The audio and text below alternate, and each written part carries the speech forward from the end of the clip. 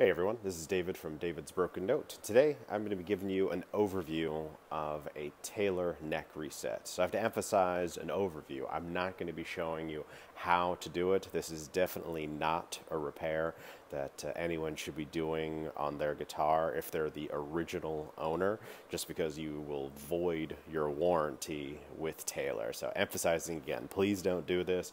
I'm just showing you when a guitar should have a neck reset, and this is a service that would be, or at least can be, covered under warranty. I say can be only because it's not at my discretion. I'm just a certified technician, but I am not employed by Taylor, so anything they say is the final word. I really just want to give everyone just a rough overview of what's involved when a guitar may likely need a neck reset, or at least, if you're seeing any of the signs that I'm going to show you today, at least take it to a local technician or to Taylor themselves to have it checked out, because it may be in need of a neck reset. So it's a little disclaimer. Like I said before, I am not an employee of Taylor. I'm just a certified technician. So Taylor is not involved in the making of this video in any way, shape, or form. This is just me doing something fun for my customers to give them a little overview of like, hey, if you're noticing some of these problems, consider bringing your Taylor in. We can check it out, and then the service would follow, which is I'm going to be doing a neck reset on this particular Taylor, which I do have permission from them to do so. Disclaimer number 2. So there are a number of points that you need to meet in order to get approval by Taylor in order to have what they call a crucial neck reset covered under the limited lifetime warranty of the guitar. One, I think I mentioned earlier, you need to be the original owner of the guitar, and you need to have purchased it from an authorized Taylor dealer. The guitar needs to have been properly cared for and maintained, so obvious damage, that it's just been dropped down the stairs. It doesn't look like beat to hell, just obvious that the guitar has been maintained and cared for. It needs to have been kept at a relative humidity between 45 and 55%. And I emphasize, I hope everyone gets a chance to really just check out Taylor's website and their care and maintenance of acoustic instruments. They've done so much in-depth research and really try to make it easy for everyone to understand. I'll have a link down below in the description of this video, so I hope you all take the time, especially if you're a Taylor owner, to go check it out, read it, and it really gives you a lot of helpful information for maintaining your guitar in order to continue having your warranty, because if you do not keep it at a relative humidity between 45 and 55% and the guitar shows damage of shrinkage, then there is the possibility of your warranty being void. So if you're in Arizona, or if you're in an extremely dry climate or high desert, even like Reno, it's a possibility that you could have a lot of shrinkage of the wood and damage to the guitar, and then there potentially goes your warranty. So please, I hope everyone really just need to humidify these things so that way they last a long time. And lastly, the guitar needs to have the factory specified strings. So for Taylor, and this is a 314 CE, they recommend a 12 gauge set, 1253, 1254. That's pretty typical for most light gauge strings, like for Diodario, for Ernie Ball, for Elixir, which Elixir is usually their go-to set of strings for Taylor. So you need to have the right gauge. If you're putting on a set of 13s, or you're putting on something heavier than that and it's changing your neck, that's on you, so be aware of that. Stick with the traditional gauges if you want to have this covered under warranty. So diving into the guitar, here's what I'm basically going to show you to start off with. One, we've got the neck as straight as it's going to get, which is pretty straight. So the frets are flat, the neck is flat, and I'm going to place a straight edge on top of the frets, which is going to show us our pitch angle of our neck in relation to our bridge. So with that, it's going to show us whether or not the neck is what we would call underset, to where it's coming at a downward angle below the top end of the bridge, or if it's overset, and then the angle is going to be going up above. But for this particular one, it is underset, which is why the action is so high. So the neck essentially is coming a little bit like this, and then the string actions come up along with it. And one of the main reasons as to why this particular guitar needs to have its neck reset. I'll also come in and I'll show you at the saddle that the heights, these guys are just pre-made saddles that Taylor makes, so they're right at Taylor's specified, their specifications. And so some people who are unfamiliar with Taylor's, their go-to answer would basically to be, let's just remove the saddle, sand it down to lower the action, and then we're good. No, definitely not in this particular instance. If we do that, then we're going to eliminate a lot of our downward pressure that we have behind the saddle, which generates a lot of our volume in the guitar because it's downward pressure. The lower this angle, the less downward pressure, the less volume you have in the guitar. So for some guitars, yes, that would be the answer. For this particular one, absolutely not, because Taylor, in their amazing design of guitars, we can just take the neck off and reset it by changing the pitch to lower it, which lowers our action, keeps our tension at our bridge, so we remain at the same volume and tone that we had before, but now we're just making it much easier to play. So I'm going to grab my straight edge, we'll zoom in, I'll show you guys what I'm talking about.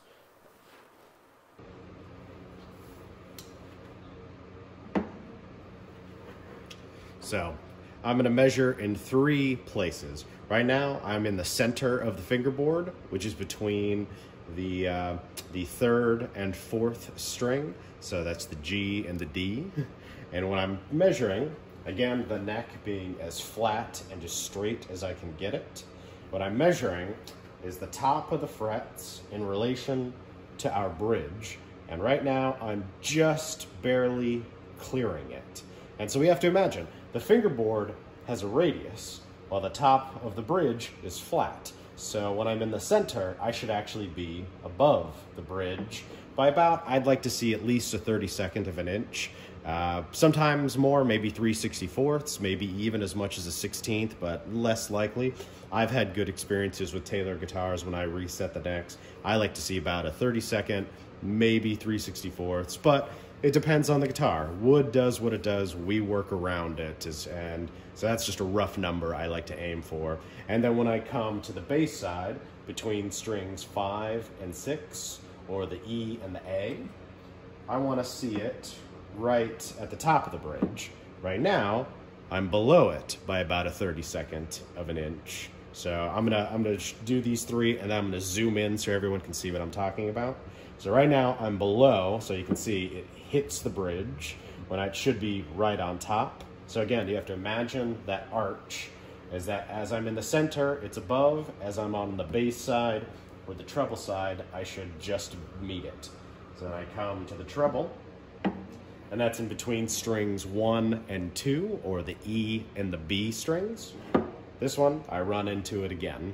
So roughly, this is what you should be looking for, in particular Taylor's, because flat bridge, radiused fingerboard, my straight edge should match that radius to where I meet the bridge, above the bridge, meet the bridge. So right now, I'm going to zoom in so you guys can see a little better at what I'm talking about. Here we are zoomed in at the bridge, and so what we're looking for is going to be my straight edge and this point right in the front of it. So here I'm going to go into the treble position between the 1st and 2nd string, or the E and the B.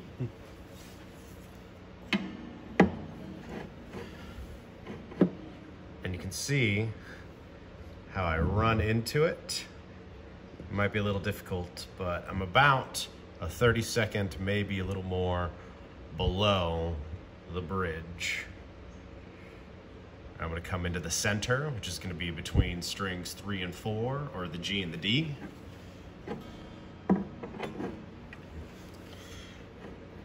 And I'm just barely clearing it now.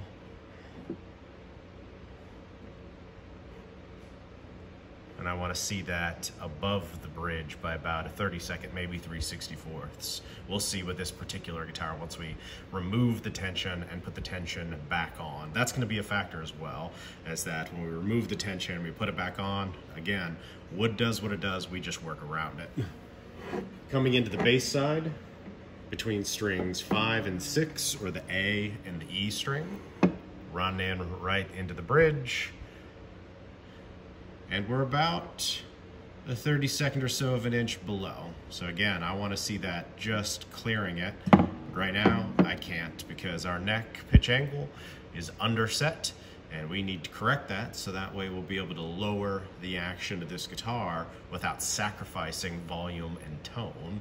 So now I'm going to come in with my little measuring device at the 12th string so everyone can see what kind of action we're currently playing with. And I think you'll agree with me that this is just unacceptably high. Here we are at the 12th fret, that's the double dots.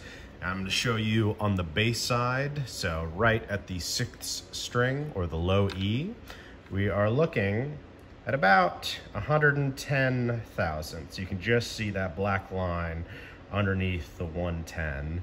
I like to see a guitar, personally, my personal preference, so this is not Taylor's specified specs that I'm talking about. I like to see 80 thousandths at the bass end. And that's what Stuart McDonald sets up their guitars at, and I really like that. Taylor's specs, it would be a 90 thousandths, or right at the 90. So fairly minimal difference between 80 and 90 thousandths, but it's just, you know, one player's preference versus another.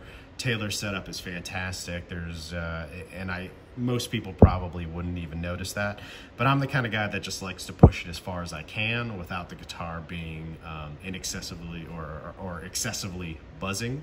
And so the lower I can get it, you know, the happier I think customers usually are. But 90 thousandths is an absolutely reasonable number, but right now at 110, I would call that just too high and uncomfortable. And then we come into the treble side, which is the high E string, and be a little difficult. So we lower all these strings. Or change my camera angle possibly. It's at 90 thousandths, so that's not terrible. I'd like to see it at ideally 70 thousandths. So I'm gonna raise my camera up and zoom down a little.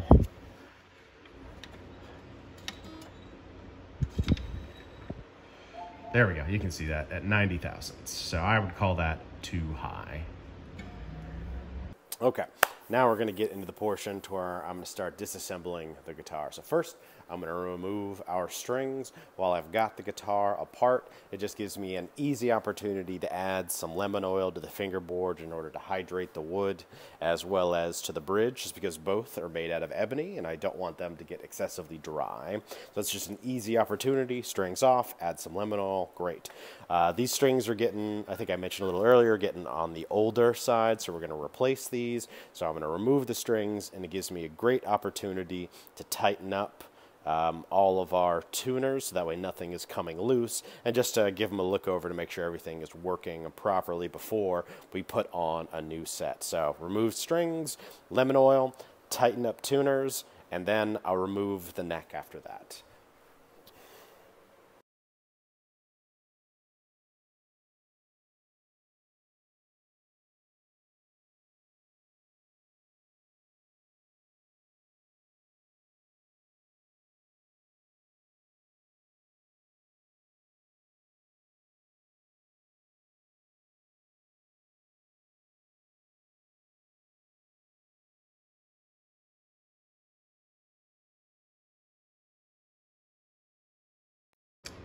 So what I've just done was remove the sticker, the Taylor logo sticker that they have right on the inside, covering up the bolts. So there's two of them that go into the heel. So that way now I have access to them. Sometimes the sticker comes off easily, and a lot of times it doesn't. Depends on how old the glue is. This is a little bit of an older guitar, and I've got replacement stickers, so that'll be my finishing touch. Once I've got the neck reset, I'll place a new sticker to cover up the bolts, and it'll be like I never did any work to it.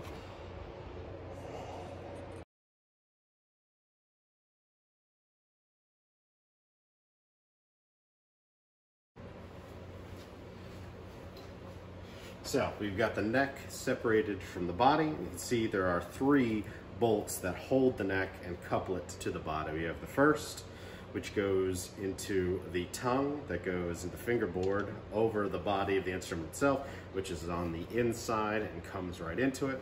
Then it's got 2 bolts that go into the heel that go through the neck block inside the body.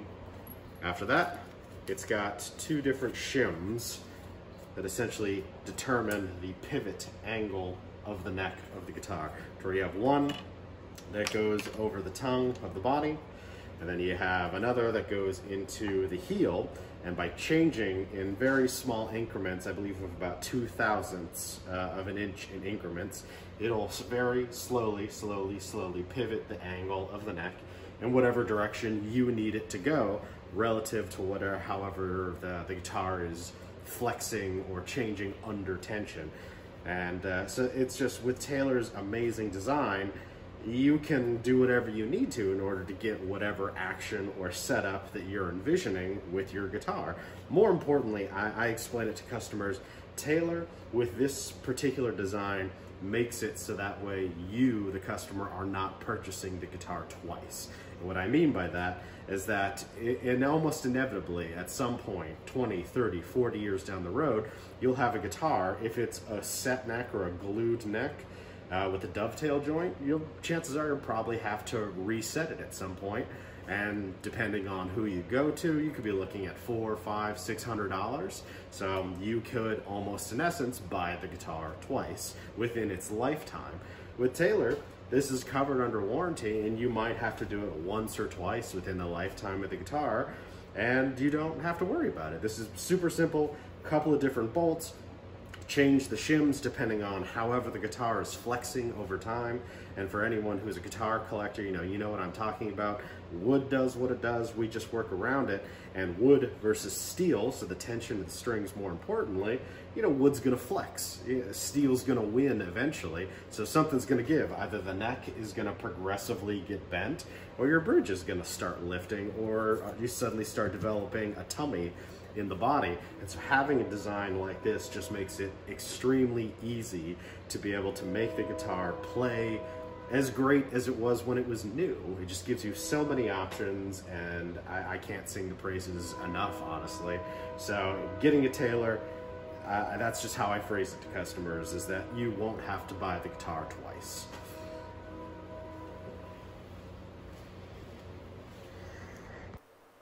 So here we are at the shim selection stage. So we measure our shims to see what kind of dimensions that we have. And then after that, I'm going to go through my selection of Taylor shims to find which one you're going to replace the originals, and to be able to pivot the neck back more at the heel and raise it at the tongue. And it needs to be balanced. Taylor has a specific method. I'm not going to be sharing it with you guys just because it's proprietary and that's their business, but I'm just explaining roughly how it works, is that there's a specific size that you have to have per piece, and they need to meet very specific distances, to where if you have it off, then the heel will either come in too far, or the tongue will come down too far or go up too far, to where then you won't have a straight neck. There will be either a hump upwards because there's too much of a gap on this shim, which flexes the tongue, and then you could potentially have buzzing on the frets, or you could have the opposite, to where your tongue is then too low, and then you have this big fall away as you go up the neck, and then your action gets higher as you go up the neck, more so than you normally would. So Taylor has a specific way to be able to measure these pieces, so that way the neck stays flat all the way down to its last fret, while pivoting it in order to meet your body and bridge properly. So I'm going to go through, I'm going to find the right shims that I'm going to need. We're going to pop the neck back onto the body, and then we'll test it and check it with our straight edges to make sure we've got it at the right spot. And that'll be a rough beginning, because again, once we put the strings onto the body, it may change. So if it does change, then we got to go through this whole process again of removing the neck, changing the shims, putting it back on, and testing it, and putting back under tension. So this can be a little bit of a trial and error. You kind of get a feel for it over time with experience, like, oh, I know if I go this X amount beyond what I'm aiming for and the neck will flex under tension as it settles, then I'll get to the spot that I'm looking for. So I'm going to speed through this section of the video, but I just wanted to give you a rough idea as to what I'm going to be doing next.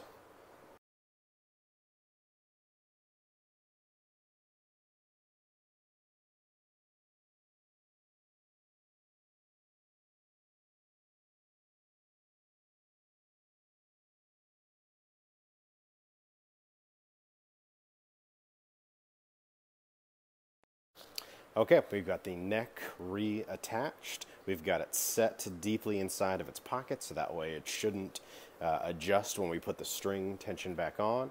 And very quickly, you can see during that sped up section, I did put the straight edge on. However, now is where it's going to be very important, is it is currently above the bridge. However, the neck, we did not change the tension on the neck. So there's a rocking motion that exists. There's a high spot right in the middle of the fingerboard, so my straight edge rocks. So this isn't currently an accurate measurement. So what I'm going to have to do now is loosen my truss rod till I get a flat neck again, then check it. And at that point, then I should be good. So we're going to check the center, we're going to check the bass, we're going to check the treble, and all of that should hopefully be right in the spot where I want it to. So why do I have to do all this? Because we have to remember, currently there is no tension on the neck, but there is tension on the truss rod, so it's pushing it back, creating that hump. That's good. The truss rod's doing its job. But when I put string tension back on, I want to have that bow because it's going to over pull it and then it'll bring the neck back to straight. So for any of you who don't have much experience in working with truss rods, that's basically how they work, is that we over tighten them so that way the strings will tighten to pull the neck back to straight. So it's a balancing between the strings and the truss rod. So I'm going to do that right now. I'm going to loosen our truss rod, and then we'll check everything to make sure it's working properly.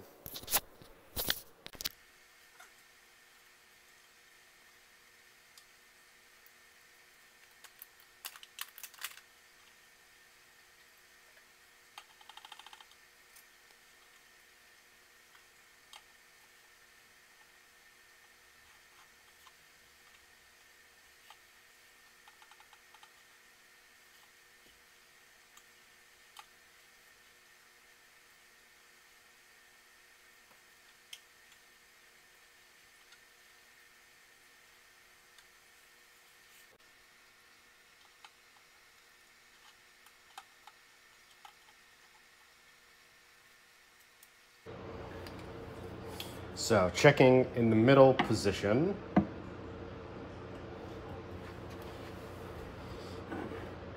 We are at about a 1/16 or so of an inch above the bridge. Check. Yep, about a 1/16 or so of an inch above the bridge. Then come down to the bass end, just barely above it.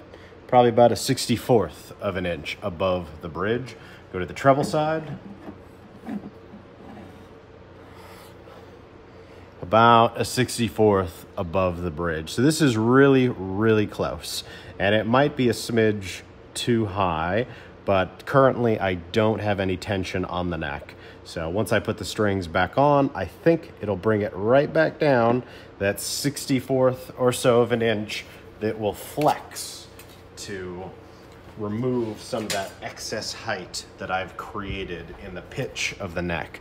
Because if it did not flex, then I would call this a little overset, to where now the string action would probably be too low, and then it might become potentially too buzzy. So my hope is by going a little far, is that once I put the string action on, it'll flex, the wood will flex however it flexes, and remove that little margin of error I've created. So we'll do that next. I'll speed up the video, put on some strings, and then we'll come back and we'll check again.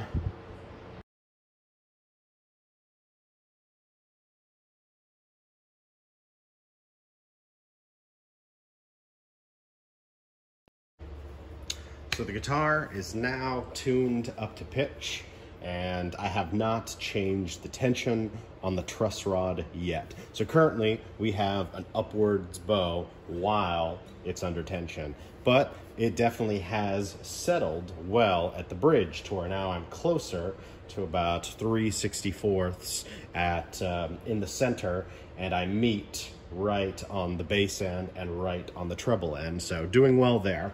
But I'm going to adjust the neck a little bit to remove some of that bow. And Taylor, in their setup specifications, they say, or they recommend between 3 and 7 thousandths of relief. So I'm going to play with the neck and adjust that for that amount, and we'll see afterwards with the straight edge again where we are at our bridge, and then we'll check at our height at the 12th fret, and if everything meets up the way I'm hoping it will, then we can basically call this project done. So let's tighten up the neck a little bit.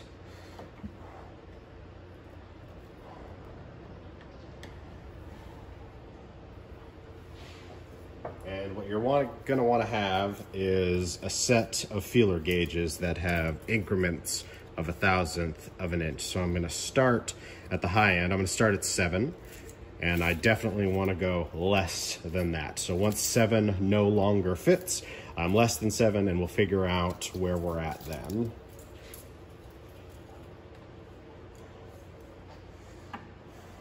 We want to have it in the center of the fingerboard, so between the 3rd and 4th string, or your G and your D. And then we want to test it between your 3rd fret and your 7th fret, and then onwards towards your 9th. Ideally 5th and 7th. That's about where most of the hump is going to be, the highest point of the hump. And I've definitely got it so far, so no problems there. Let's go a little bit, tighten a little bit more. I'm doing 1/4 of a turn. Let's test it then.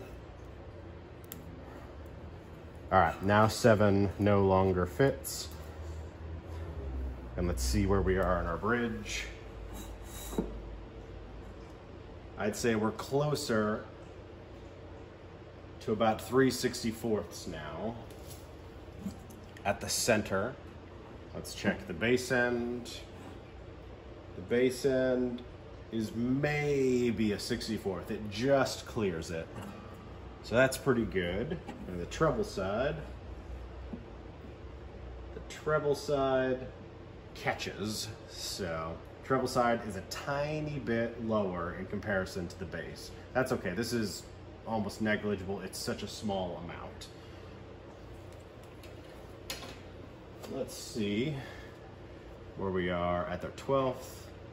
Right now, we are at the high 90s. So we're getting there. I'm gonna straighten the neck a little bit more, and that'll lower the action a little further. And I think we'll just about be there for a traditional Taylor setup of 90 thousandths at the bass, going to 70 thousandths at the treble. So right there, yeah, we're, I would say, high 70s, low 80s on the treble side. So we're just almost there.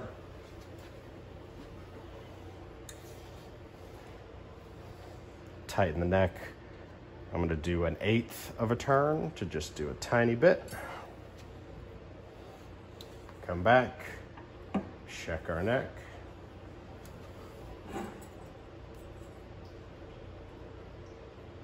Still about 3/64 or so that's good. That's holding steady. Now the bass end just starts to catch it, so it's very, very close. Treble end is probably going to stop entirely. Yeah. Treble is almost perfect right at the edge of the lip. So the tiniest of differences, we're talking maybe a 64th or so. Check our action.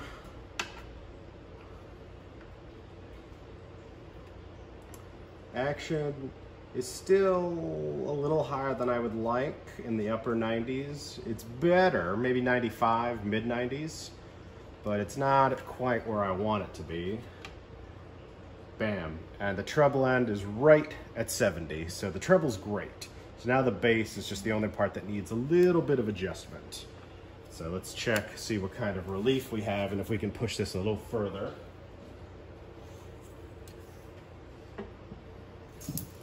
All right, I'm gonna go down to 3/1000ths of relief, and we'll see what kind of clearance we currently have.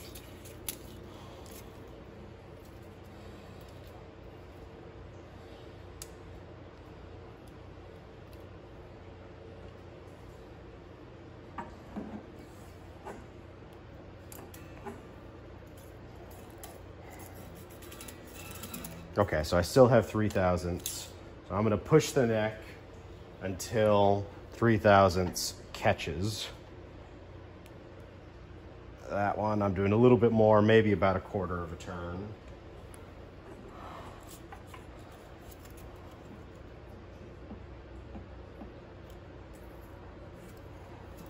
And that was too far, okay. Now I've got a little bit of a rock at the first fret, so that was definitely too far. Back it off a little bit.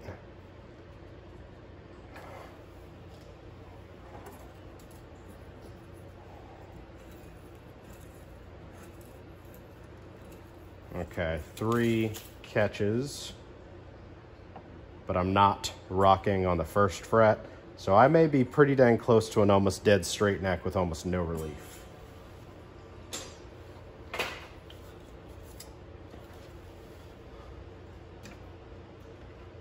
And there we go. That brought us right down to our 90/1000ths, and we're still at 70 on the treble.